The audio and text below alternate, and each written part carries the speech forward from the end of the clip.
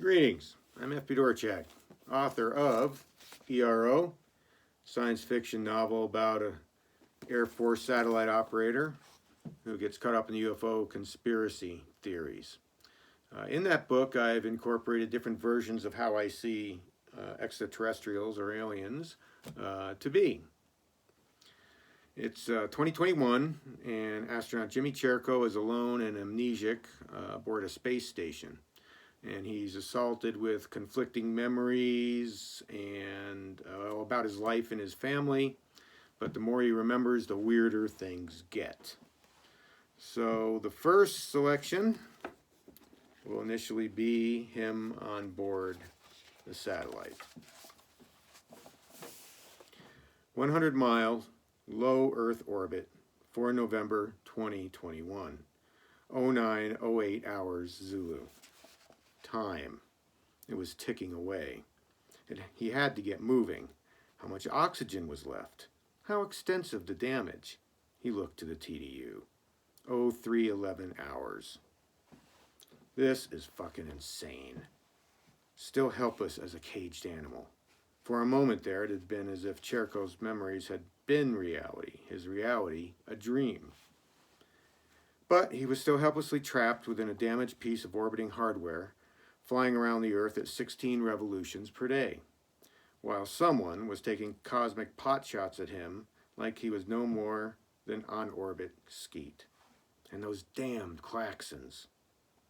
Cherko forced his head and shoulders violently back and forth within his bizarre, unyielding restraints, ran restless legs, paused, then launched back into another all-out agitated bout of full-body angry. And that there were those damned electrodes attached to his head, attached leads buried deep into his brain, and that went where? A porthole caught his eye. Earth. It passed slowly beneath, peaceful, quiet, a veritable cosmic ballet. But within this life-sustaining capsule were blaring klaxons, flashing lights, and an abso-frickin-lutely improbable confinement. He looked back to the shimmering spot on the module deck, squinted. There was something there through all the haze, noise, vertical, and smoldering electronics. A figure? A kneeling figure? Rising up from the floor. A ghost? No, a man. A figure in the crew blue flight bag they all wore. An actual person did indeed emerge from the floor. He wasn't alone, not alone. A real, live, additional human being inhabited this orbital tin can with him. He closed his eyes, trying to stop everything from spinning. It was really beginning to hurt. Roscoe? Was it Roscoe Pullman? Or Wayne? Whoever it was, of course they couldn't just materialize from the floor. They had to have made their way up through one of the many snow tunnels. Tunnels or passageways that connected the manned orbiting lab. Cherko watched the figure slowly emerge to a standing position. Man, he had a splitting headache. His eyes watered and he was having difficulty getting a handle on his vertigo.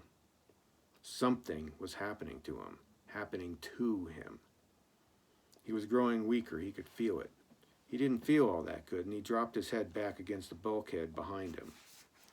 When he lifted it back up, the module again swam before him and his eyes went uncontrollably cross-eyed, rolling up into their watery sockets. When he was able to regain a semblance of control, he looked back to the figure, watched it calmly float across to a console, hit a couple of selections, and all klaxons ceased. It was like a vacuum suddenly sucking out the insides of his head. The idiot lights continued to flash, but their blaring noise had finally been terminated. Sanity, or whatever passed for it up here. Continuing to fight the vertigo, Cherko watched as the man then drifted across the module toward him, and calmly took up a cross-legged position on the bulkhead wall alongside him, perpendicular to his orientation. The man's gaze was direct, unnerving. In the background somewhere, Cherko thought he heard radio chatter, but was still fighting for a genuine sense of mental stability, to be too concerned about anything else right now. Thank you, Cherko said. He grimaced in pain. Images flooded his mind. Roscoe Pullman, Wayne Garcia, Rudolph Peterson. Your root... What else do you remember? The still hazy view of a figure asked. Remember? Remember me? Cherko's breath grew short and shallow. The walls of the module, his immobility, the vastness of space, and that all he ever knew was the most distant, short trip beneath him, all closed in on him. I don't understand, don't feel well. The man continued to stare, just stare, an accusing stare, penetrating, contemplative. Your eyes were so dark, Cherko couldn't say, but thought. Had they always been that dark? He thought them blue. Think, the man said calmly, firmly. What else do you recall? How'd you get here? Cherko asked. Cherko felt like an errant child under the intense scrutiny of a correcting parent. Felt like he'd done something horribly, horribly wrong and had been caught in a forbidden and forgotten act, caught red-handed, hand in the cookie jar, the whole bit. Felt he was about to be punished for a crime of which he had no conscious memory. But Rudy was right. What did he remember? Something just wasn't right about any of this. Rudy was right. Rudy was right. Had to remember what was going on, what had gone before, make sense of the stream, his memories, his reality. Think, he commanded himself. You're a highly trained astronaut, for God's sake. Think.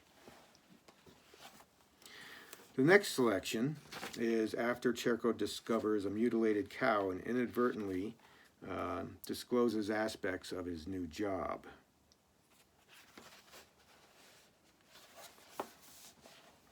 We find him in his apartment.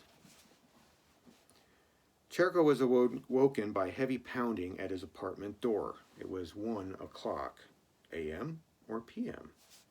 Jumping out of bed in his shorts and t-shirt, he rushed to the door. Looked out the peephole. Men, 2 of them. But he couldn't totally make them out without his contacts or glasses, and them being turned away from the door. Cherko spun around, quickly looking for his glasses. They wore overcoats in June? He squinted back through the peephole. One turned back toward him, the wide brim of his hat angled over his face. Cherko stepped back, staring at the door. Agents? That black car. More pounding at the door. Cherko unlocked it. The 2 men strode in with surprising speed, all but smashing him up against the wall.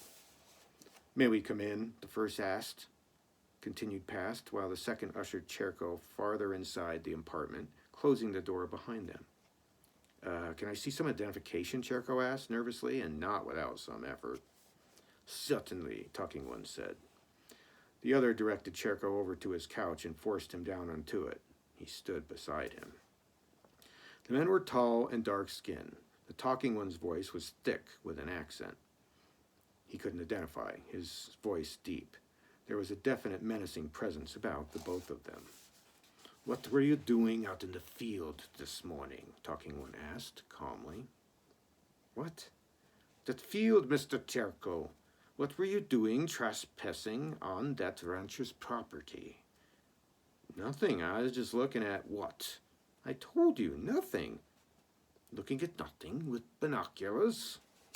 Talking One pulled out Cherko's binoculars and smashed them against a corner of wall. What?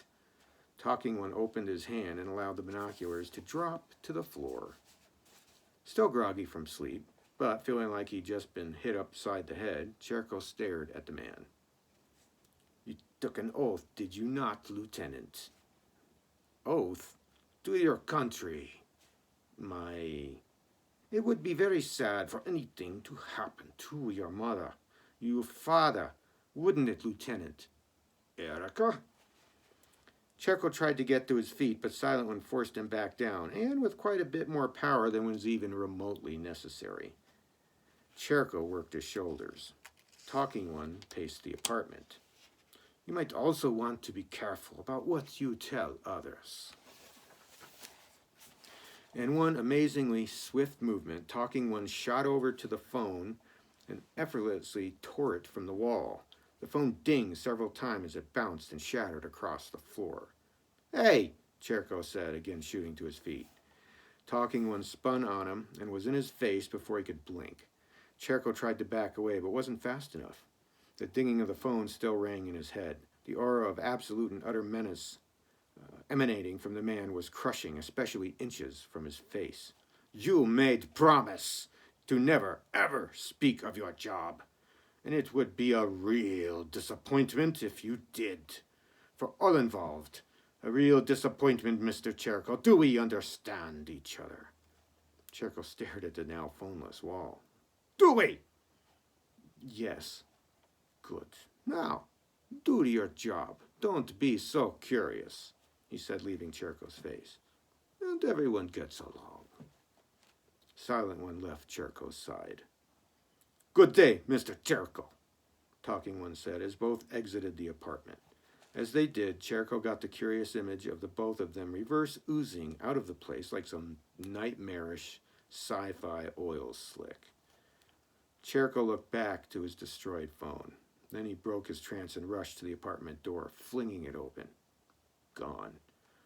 He hurried back inside and fumbled with the patio door mechanism, shot out into the patio landing. Gone. Re-entered his apartment, his legs buckled, and he collapsed to the floor next to the couch. Stuff like this just didn't happen to him.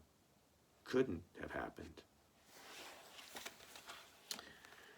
The next selection follows a flight to White Sands Missile Range in New Mexico for a covert meeting aboard a land-bound ship. He comes face to face with an entity.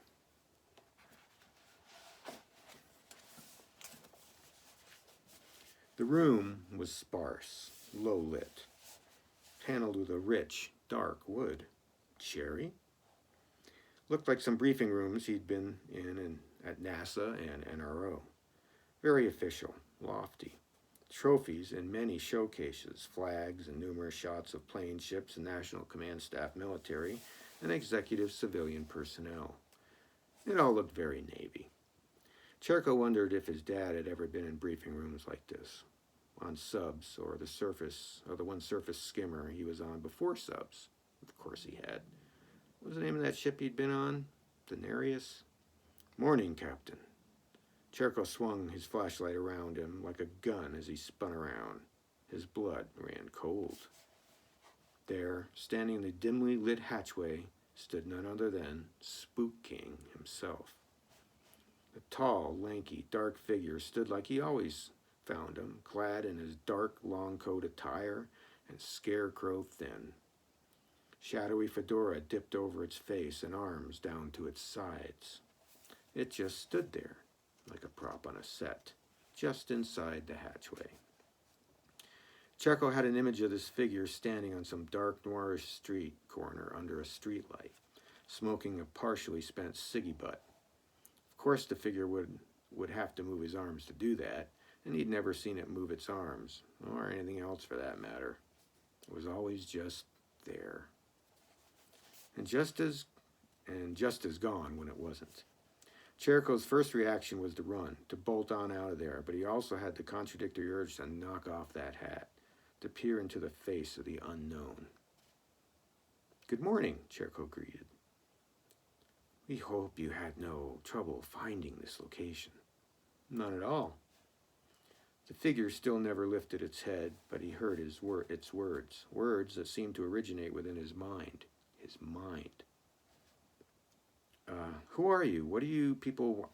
But as soon as Cherko uttered those words, there now stood another figure. "We have something for you." One moment the Spook King stood before him, and the next, another, short and slight. And something wasn't right about this new guy. Something wasn't right. It was hard to see. Cherko's vision swam before him. He was unable to focus. Vertigo clawed at his balance, and he felt immediately nauseated. He reached out to the conference table. Bright flashes of light went off all around him, or inside his head. He couldn't tell which. He suddenly had one holy mother of a headache. Did his ears just pop? His hands sweat, and he couldn't breathe. Anxiety, dread, a deep sense of all-pervading, soul-searing dread. His breathing constricted, quickened. The figure's words continued to ring out inside his head like a carnival loudspeaker. "We have something for you. Little surprise for you. Come one, come all, see the dog-faced boy."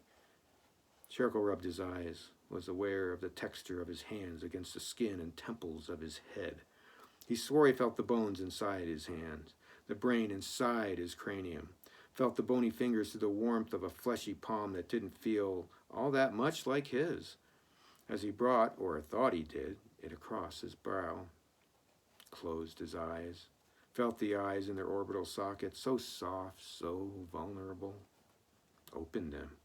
They stung. Or was that just his mind? Lord, what the hell was happening?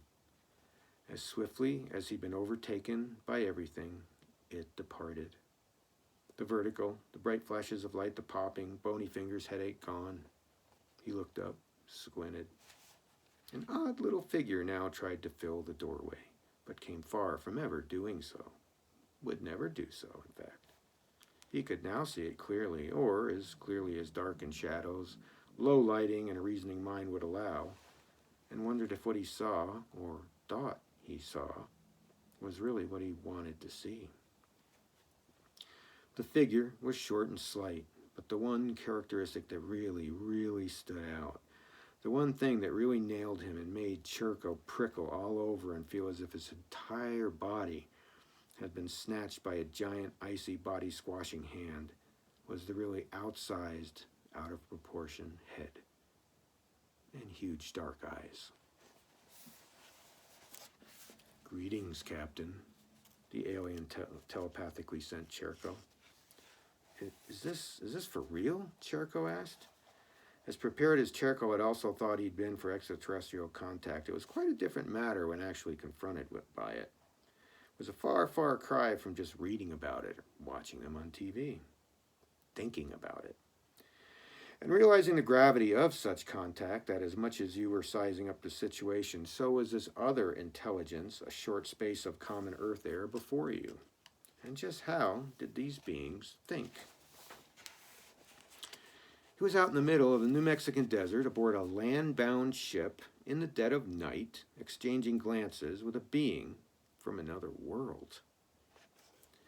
And far from going stark raving mad, up, out, and over the railing of this ship, there was a distinctively, unambiguously calming effect to this being. A contact that should have been historic, at least to him, proclaimed around the world, but which Cherko knew must have occurred with a handful of other humans long before him. He was simply being admitted into the club, joining the ranks of the already contacted. Was it carbon-based? How did it translate human thought? Did it eat? Should he use the it or he, she in describing them? There was a definite female quality to this being that went far beyond any so-called human definition of the expression. Light years in ways he simply couldn't grasp, but knew was there in much the same way a blind man knows something is hard or wet or soft to the touch. With just those two words of simple greeting, Cherko felt a world, universes of depth, or glimpses of insight into the very soul of this, could he really use the term individual, standing before him. But there was also an intense note of familiarity that niggled Cherko. Surely he'd never met him or it before, but something about this being emanated as though, yes, they had met. And if he could just give the two of them a minute or two more, a thought he'd surely remember. "I'm the one called Alan in your reports. My on-paper description is, quote, alien life form assistants need to know, unquote. But you may refer to me as she." Okay. He remembered a line from an old 70s song, something about, what would you say to a naked lady in an elevator? Well, what do you say to a naked alien? The two continued to trade looks. She, as the alien had just instructed him, continued to watch Cherko as he moved about the room. Cherko was in awe. There was no use sugarcoating it, but he couldn't shake the feeling they'd met before. The general says you're hostile, Charco said, now standing before a trophy cabinet beside a picture of the Secretary of the Navy. Your general, your leadership, only see what they've been trained to see, expect to see. Have we met before? We have. I am one of those who contacted you through your program, as you call it. You're part of the program? No. You only speak with your mind? Does it matter whether or not you physically form your communication through use of an appendage when the essence of communication originates within? I suppose not, Cherko said. Are you male or female?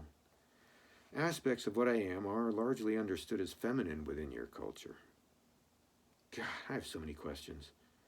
I know what you said earlier, but why would others consider you hostile? She never looked away from Cherko. It was unnerving to be so intently observed by a being that never blinked, whose eyes were large and dark enough to engulf one's soul. There are forces out there that would have us all believe so. Believe so as to further their own causes. Because we no longer choose to work with them, because we do not share their goals nor beliefs, their fear. We have something to show you.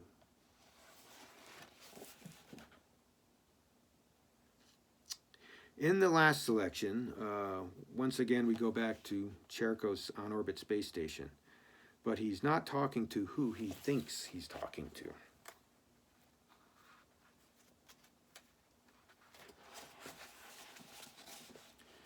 "100-mile low Earth orbit for November 2021, 0914 hours Zulu. Rudy! I'm right here. But there is no you, Cherko yelled, restrained in the metallic contraption that crisscrossed the full length of his body, molded around his feet and all the way up and around his head to a solid, neat, and shiny one-piece covering. No you! No, Rudy said. There isn't. Cherko let out another long, drawn-out, guttural howl, shaking side to side against his restraints that still blinked and glowed and pinned him in an unknown imprisonment. What did I see? Why don't you tell me, Jimmy? But you're not you. Who am I? I don't know. Cherko continued to violently thrash about within his own little personal prison. I don't even know who I am. But you do, the figure, who looked like Rudy, said calmly. He continued to sit cross-legged on the bulkhead, perpendicular to him. Are you Alda? Oh, no. Alda is me. Red-faced and veins popping in his neck and forehead, Cherko again yelled, Who are you? Who the hell are you? You may call me Euphraeus. Cherko stopped thrashing about, tried to control his heavy and shallow breathing. Do you remember me? Euphraeus asked. Cherko blinked, making painfully confused and strained faces, forced his chin into his chest.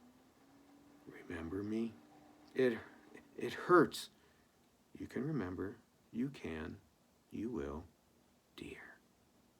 What is happening? What is happening to me?